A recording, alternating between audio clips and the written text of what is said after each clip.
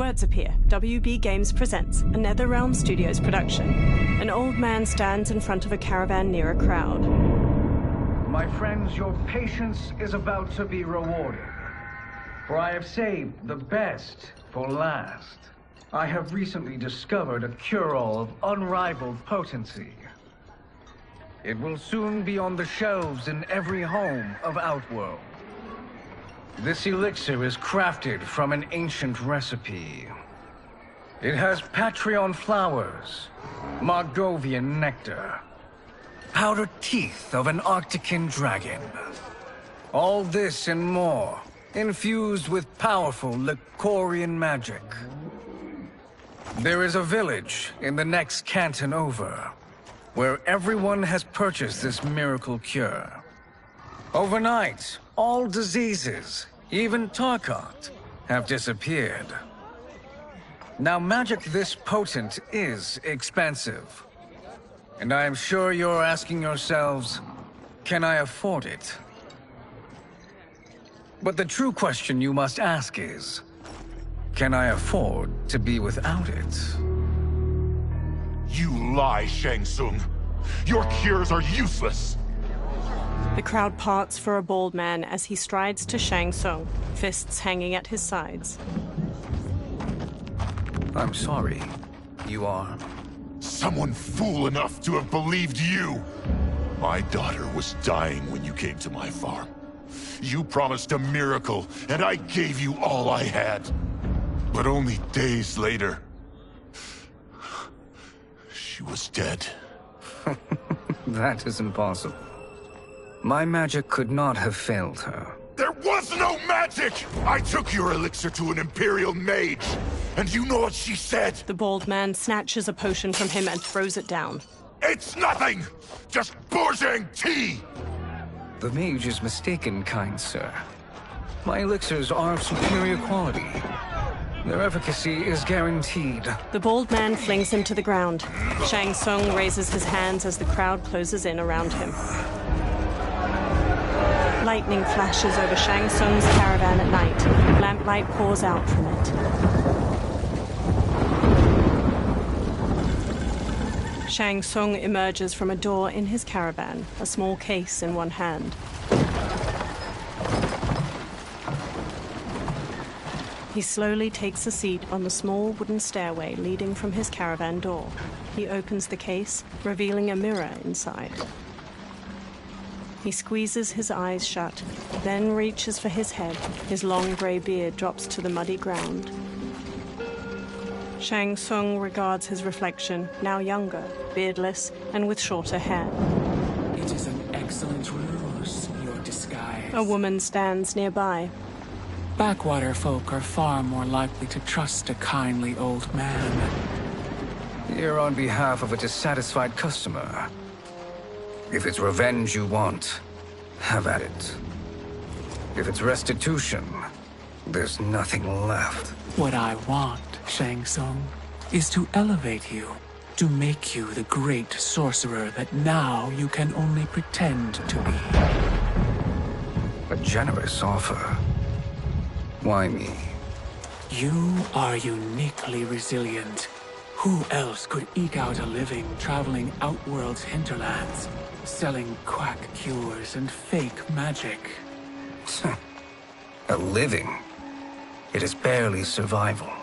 And you were meant for more. To live among kings, not peasants. But since before you were born, you have been conspired against by those who fear how formidable you could become. How do you know this? Who are you? I am your deliverer, Shang Tsung. Join me, and I will put the realms at your feet. Water streams down Shang Tsung's face as he meets the woman's glowing blue eyes. He smiles toothfully. A title appears, Mortal Kombat 1. Three men wearing sun hats plow a farm by various cottages. Power line towers hang crookedly near them. An ornate building sits on a mountain peak looming behind. This is a good harvest, Kung Lao. Yes. It is a blessing, Raiden. You would rather we starve? No, of course not. But we've worked these fields since we were kids. In 40 years, we'll still be here. Stooped and feeble like Old Man Wei. An old man glares at them and spits. Kung Lao waves. As long as I've known you, you've dreamed of leaving Fengjian. Why can't you be happy here? Our ancestors fought in great wars. They died with honor and glory. Stories of our great adventures will be passed down for generations. It may not be glorious, but what we do helps the village thrive. I know. But is it so wrong to want some excitement? If that's what you want, may I suggest a bet? Dinner at Madame Beau's tonight.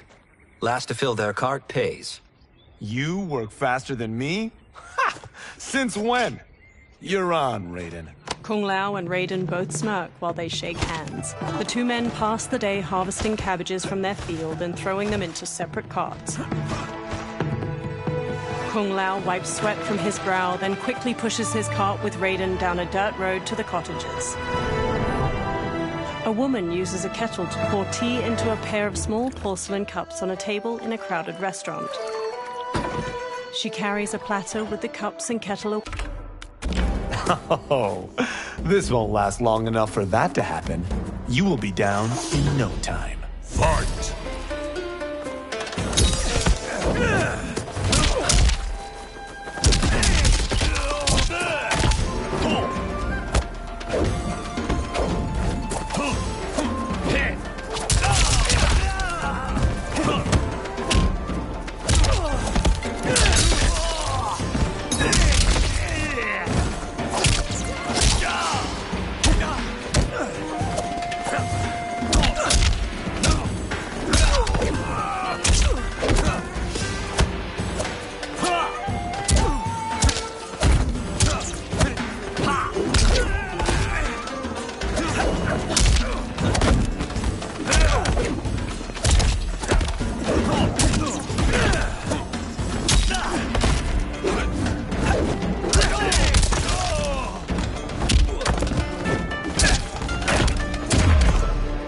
Must we go another round? We both know how this ends. Fight!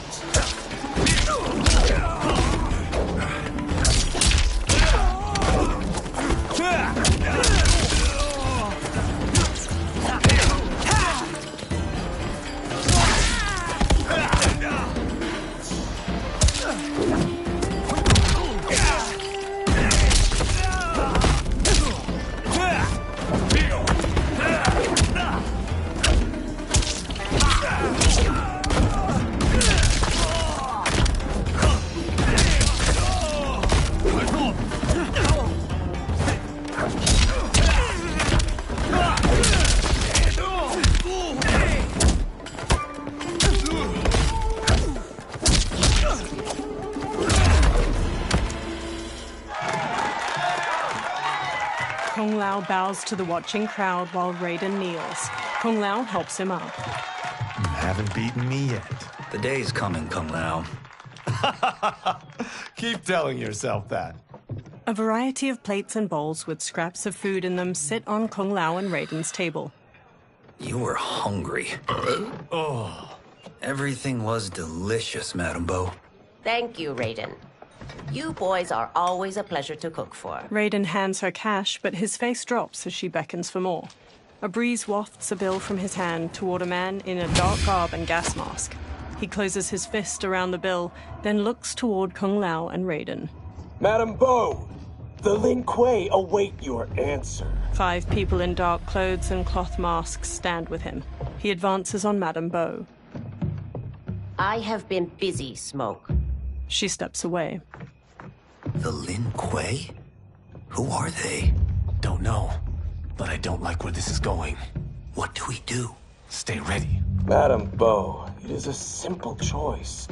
Pay for our protection, or risk harm to this fine establishment. You'll get nothing from me. That, Madame Beau, is unfortunate. He turns to the Lin Kuei warriors and nods. They flip tables and chairs. Madame Beau punches Smoke's face. He blocks her next flurry of jabs, then flips her through a railing. She falls onto a table below, breaking. Madame Beau! Kung Lao and Raiden quickly get up from their tables and fight their way through the Lin Kuei warriors.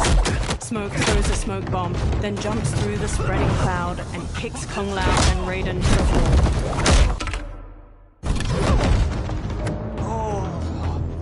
You two are brave, but against us, you are in over your head. We don't care who you are or who you are with. You will not menace Madame Beau. Fight!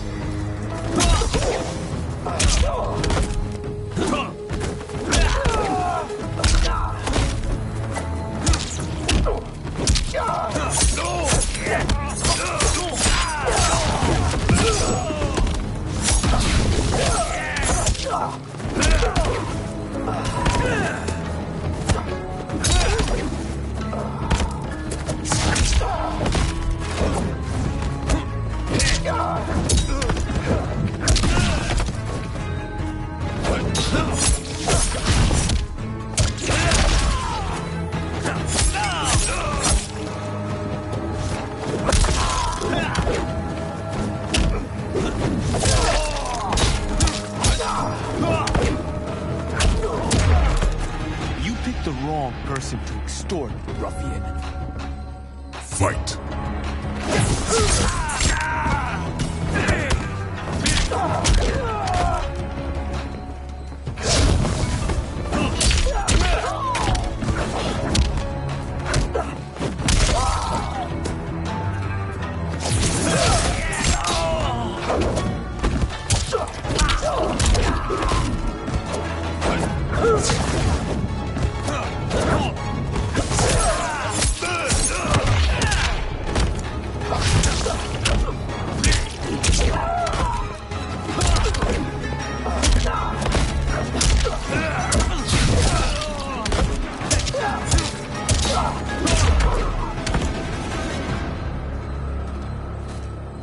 Now who's in over his head?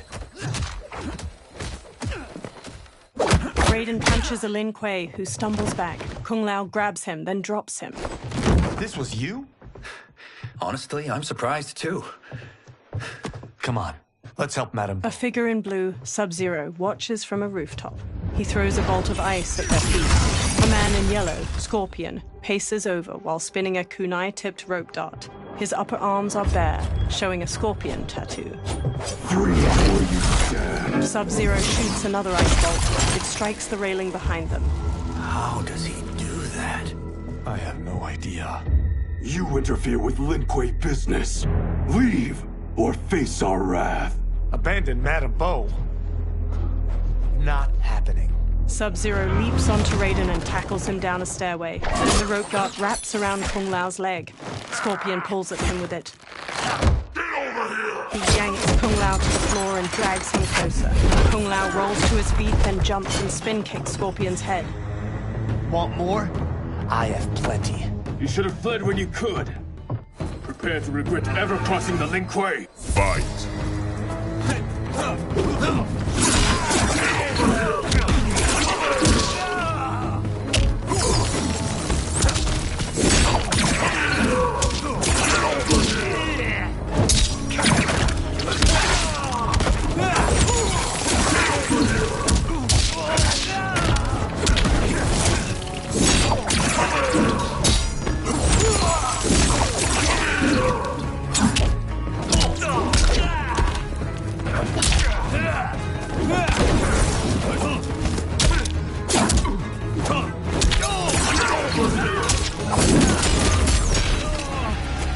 Second-guessing your choice to confront me? Fight!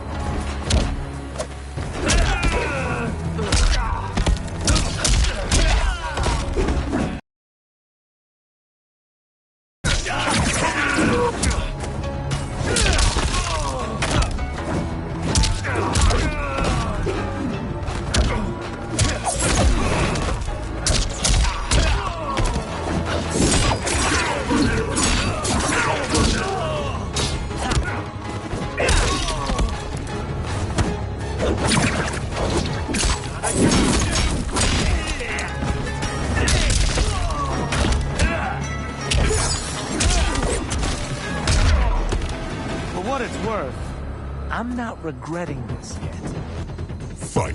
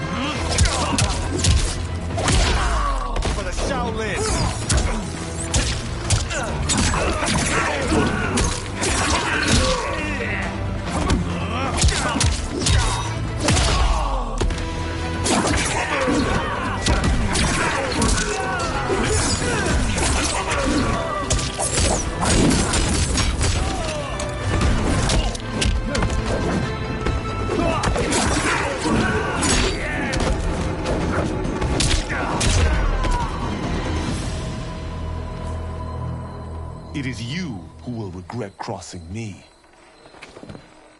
Kung Lao watches Sub-Zero kick Raiden into a pillar from the balcony. Raiden looks up, then climbs the pillar to the level above.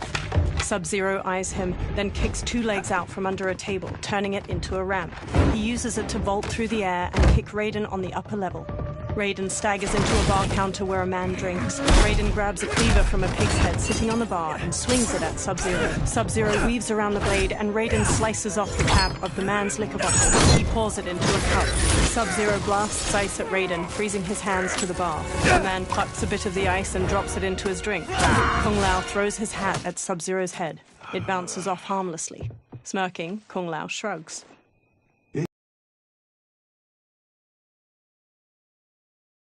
Plunges into a wall. Oh, that works. I have had enough of you. Then go, before I put you down like the rest of your Lin Kuei. You haven't a prayer against the Lin Kuei's Grand Master. Fight.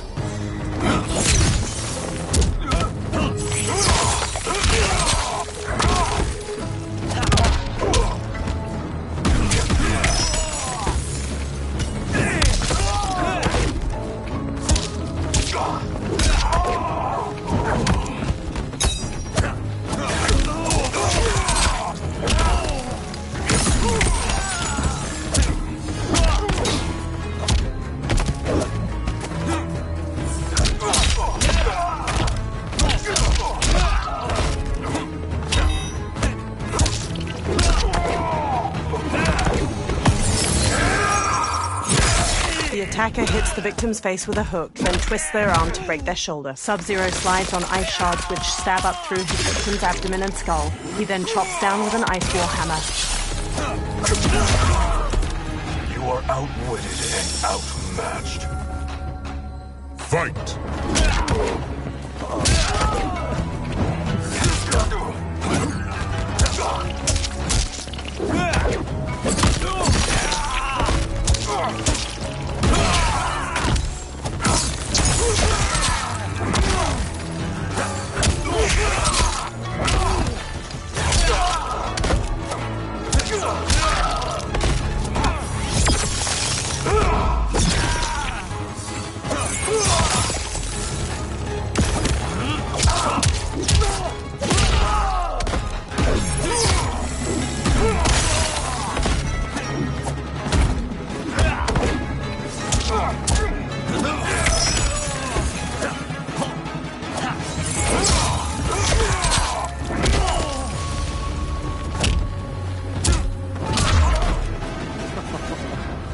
Sorry, but I have to ask.